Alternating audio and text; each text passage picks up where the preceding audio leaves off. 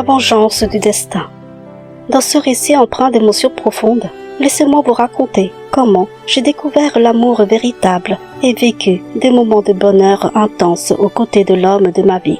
Nous menions une existence harmonieuse, remplie de joie et de complicité, jusqu'à ce qu'une ombre malveillante vienne bouleverser notre paradis. Cette personne a brisé tout ce que nous avions construit, plongeant mon monde dans la trahison et la souffrance. Voici mon histoire, une histoire de cœur brisé et de rêves déchirés. Je m'appelle Rebecca. Lorsque j'ai rencontré mon mari Mathias, j'ignorais qu'il connaissait Charlotte. En effet, ils avaient grandi ensemble dans le même quartier et leurs parents étaient amis. Devenus adultes, leurs parents espéraient les voir former un couple. Cependant, malgré son attirance pour Charlotte, Mathias avait des doutes, car elle fréquentait beaucoup de garçons. Bien que sa mère insistât, il lui répondait qu'il ne l'aimait pas entièrement et préférait sortir avec d'autres filles. Sa mère le menaçait même de ne pas l'aider s'il décidait de se marier avec une autre femme. De son côté, Charlotte était profondément amoureuse de Mathias et déprimée par son rejet. Un jour, la mère de Mathias lui annonça qu'il avait déjà arrangé leur fiançailles et qu'il devait épouser Charlotte, affirmant qu'il ne trouverait jamais une fille aussi jolie et aussi bien qu'elle. Pris de panique, Mathias, venant tout juste de terminer ses études, acheta un billet de train et partit chez son cousin qui vivait dans une autre ville, dans l'espoir de trouver un travail loin de sa famille et d'éviter ce mariage arrangé. J'étais amie avec la fille de son cousin et c'est ainsi que j'ai rencontré Mathias. Dès la première fois qu'il m'a vue en compagnie de sa cousine, il est tombé éperdument amoureux de moi et s'est rapidement renseigné à mon sujet. On nous a alors présentés. Et au fil de notre conversation, j'ai senti qu'il était déprimé. Il m'a confié que ses parents le poussaient à épouser une fille qu'il n'aimait pas, raison pour laquelle il s'était réfugié dans notre ville, espérant que ses parents changeraient d'avis. Mon cœur s'est serré pour lui et j'ai tenté de le réconforter. Les jours suivants, Mathias continuait à venir me parler et passait de plus en plus de temps avec moi. Un jour, ma mère nous a surpris, ensemble, en rentrant du travail. Je lui ai déjà parlé de lui, et elle était inquiète de me voir si souvent en sa compagnie. Elle s'est alors approchée de Mathias et lui a dit « Écoute Mathias, j'ai entendu dire que tu étais fiancé. Si c'est vrai, il vaudrait mieux que tu ne fréquentes plus ma fille. Je ne veux pas la voir souffrir plus tard. » Mathias, avec une sincérité touchante, a répondu « Mes parents m'ont fiancé, mais je n'aime pas du tout cette fille. Celle que j'aime, c'est votre fille. Permettez-moi de sortir avec elle. » Ma mère lui a alors dit qu'elle nous permettrait de sortir ensemble uniquement lorsqu'elle aurait annulé ses fiançailles. Après 2 mois passés avec moi, il est retourné chez lui sous la pression des supplications de sa mère. Et finalement, ses parents ont annulé ses fiançailles, craignant que Mathias ne commette une folie. C'est ainsi que nous avons officiellement commencé à sortir ensemble. Chaque week-end, Mathias venait me rendre visite jusqu'au jour où, avec une émotion palpable, il m'a demandé en mariage. Sa mère a dû accepter ce choix à contre-cœur. Lorsque j'ai été présentée à sa famille, elle semblait ravie de m'accueillir parmi eux. Le jour de notre mariage, Charlotte et l'un de ses cousins ont été choisis comme témoins de Mathias. Je ne connaissais pas encore Charlotte et Mathias m'avait simplement dit qu'elle était une amie de la famille. Cependant, ce jour-là, Charlotte restait constamment collée à Mathias, discutant sans arrêt avec lui. Je n'étais pas jalouse, mais je trouvais cette situation vraiment étrange, car Mathias passait plus de temps avec elle qu'avec moi, sa femme. Parfois, Charlotte venait me parler, me posant des questions bizarres, me demandant si j'avais eu beaucoup de petites amies avant de rencontrer Mathias. Elle semblait convaincue que j'avais connu de nombreuses relations, bien que je lui assure que non. Pendant notre soirée de mariage, un ami est venu me remettre une carte de vœux, en disant que j'allais beaucoup manquer à une certaine personne. Charlotte était présente à ce moment-là. Le lendemain, elle est allée dire à Mathias et à sa mère que mon petit ami était venu me voir en secret lors de la soirée. Furieux, Mathias est venu me demander des explications sur ce soi-disant petit ami dont il n'avait jamais entendu parler. J'ai alors assuré à Mathias que je n'avais personne d'autre dans ma vie et que ce garçon était simplement un ami venu me remettre une carte de vœux. Malgré mes assurances, nous nous sommes disputés juste au lendemain de notre mariage. La douleur et l'incompréhension marquant ce qui aurait dû être les premiers moments de notre bonheur conjugal. À partir de ce jour, une part de moi ressentait une rancœur profonde envers Charlotte. Malgré cela, Mathias et moi nous sommes installés ensemble et avons commencé à construire notre vie de couple.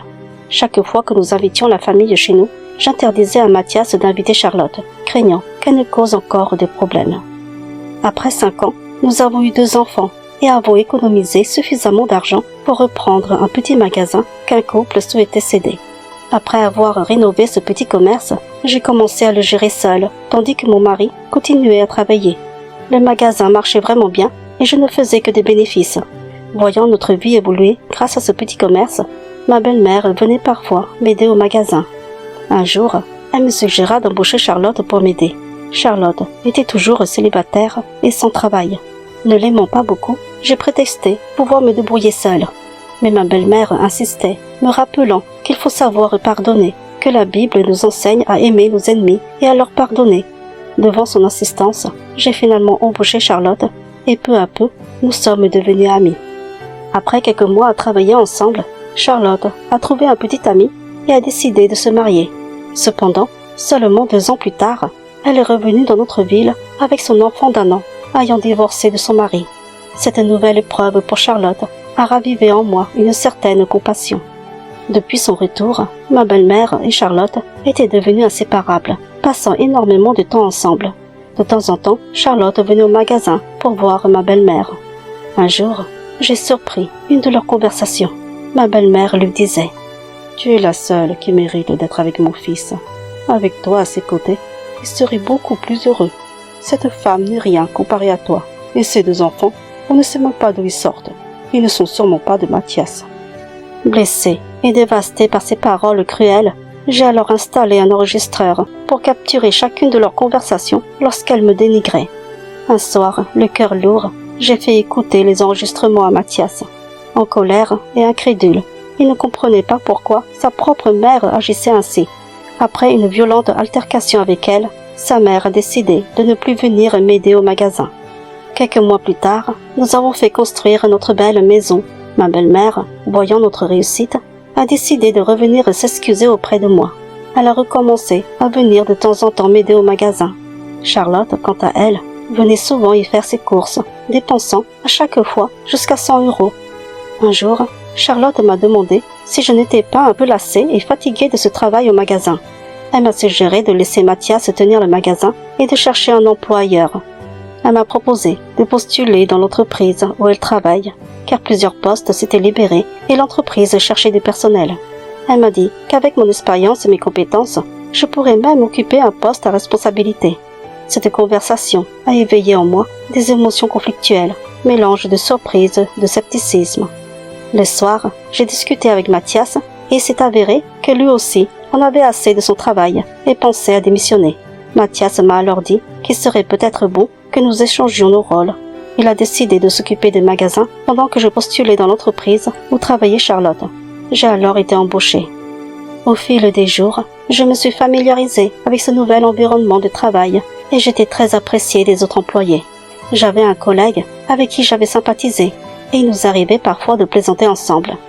Un jour, Charlotte m'a dit de faire attention à ce que Mathias ne mal interprète pas ma complicité avec ce collègue. Elle m'a rappelé que je risquais de tout perdre, la belle vie que j'avais construite avec Mathias. Bien que je lui ai assuré que ce collègue n'était qu'un simple ami, j'ai pris son avertissement au sérieux et j'ai cessé de plaisanter avec ce collègue. Lorsque j'ai découvert que j'étais enceinte de 3 mois, la situation a rapidement pris une tournure dévastatrice. Charlotte et ma belle-mère ont décidé d'aller voir Mathias pour lui dire que l'enfant que je portais n'était probablement pas le sien. Charlotte affirmait qu'au travail, j'étais constamment avec un homme qu'elle avait surpris plusieurs fois dans des situations douteuses.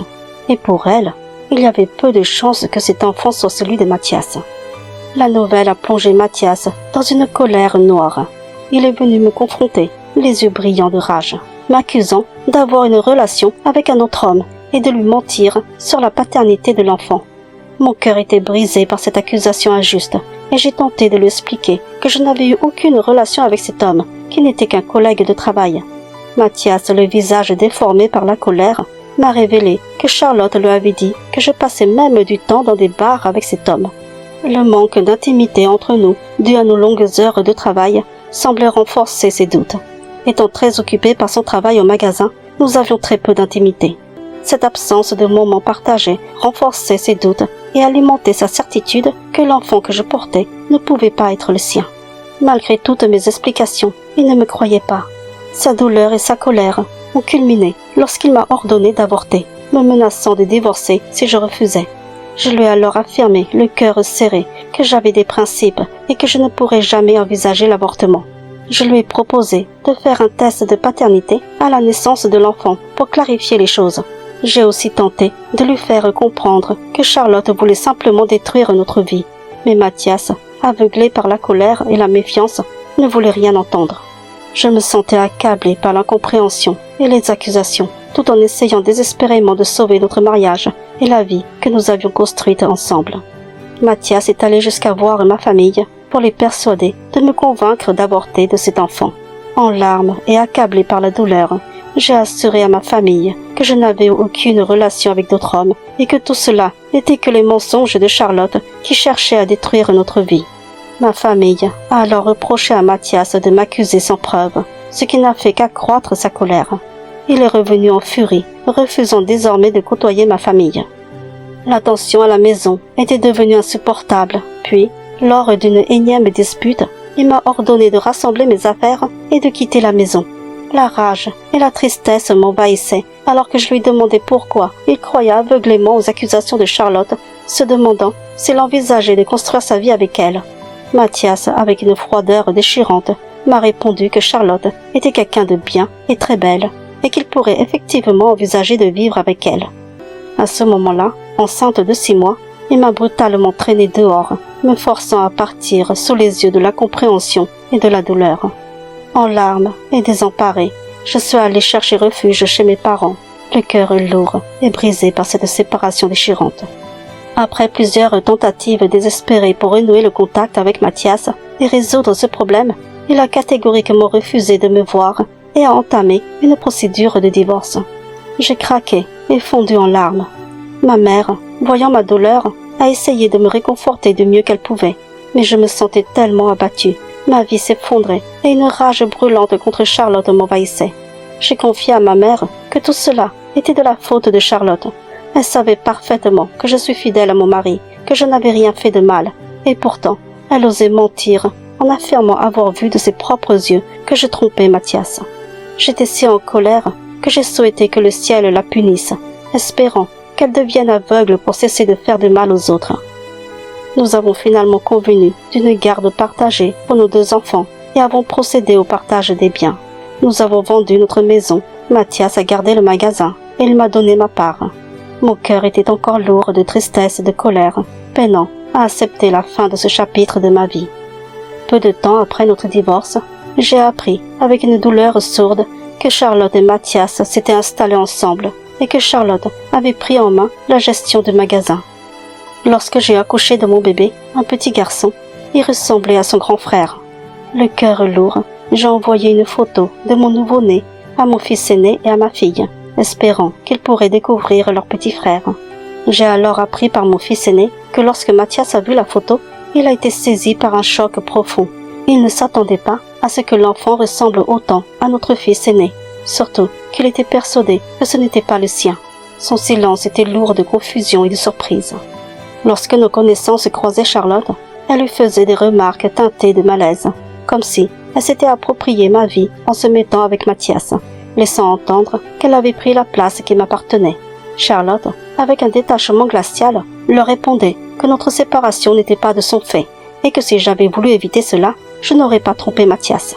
Chaque remarque, chaque réponse de Charlotte me ravivait une douleur profonde et un sentiment d'injustice. Un jour, j'ai décidé de me rendre au magasin avec mon bébé. Dès que je suis entrée, elle a tenté de me chasser, son regard plein de défis. Alors, avec une détermination farouche et le cœur serré, je lui lançai. « Je n'ai pas peur de toi, Charlotte. Ce magasin était autrefois le mien.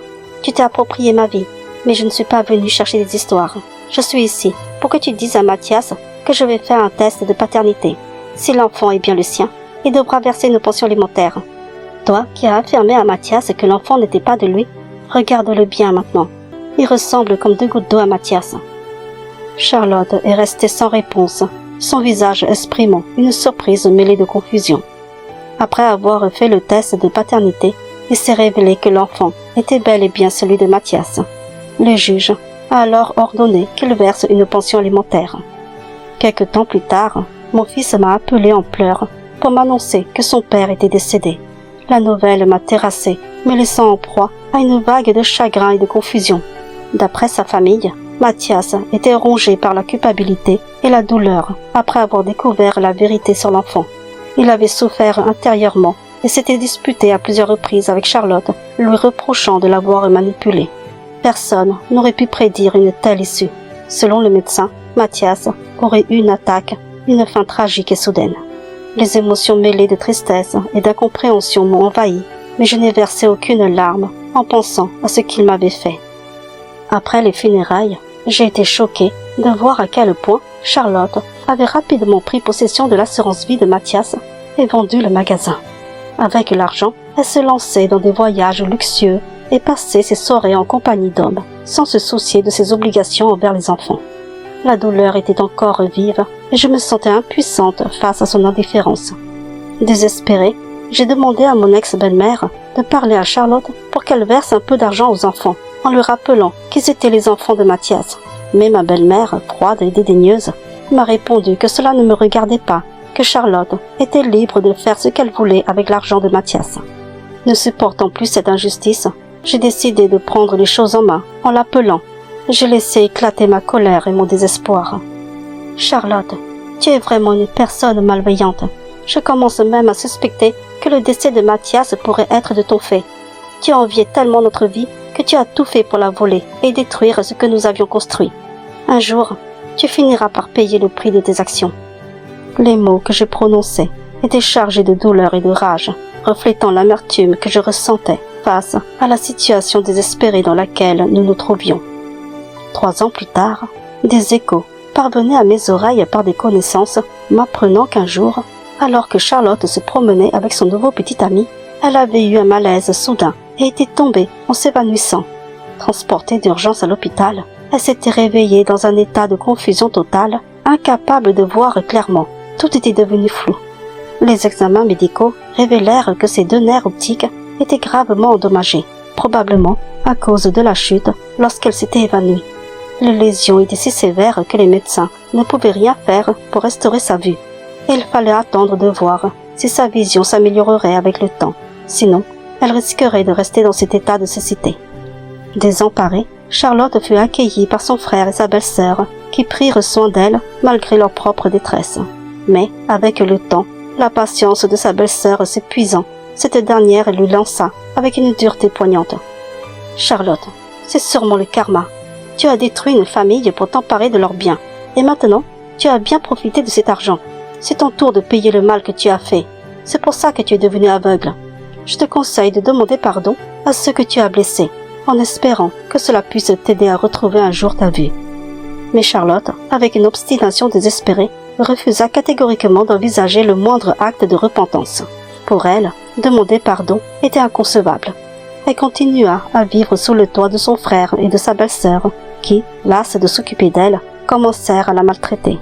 La douleur et l'amertume que je ressentais face à cette situation étaient mêlées à un sentiment de vindicte, à l'idée que le karma semble enfin lui faire payer le prix de ses actions passées. Aujourd'hui, je vis toujours avec mes enfants, seule et sans remariage. La rancœur envers Charlotte demeure profondément ancrée en moi. Bien que le destin semble lui avoir infligé sa propre punition et qu'elle vive maintenant dans la misère, la douleur de voir ma vie détruite par ses actions ne s'estompe pas facilement. Quant à Mathias, je ne peux m'empêcher de penser qu'elle a trouvé la mort, en grande partie à cause de sa crédulité envers Charlotte.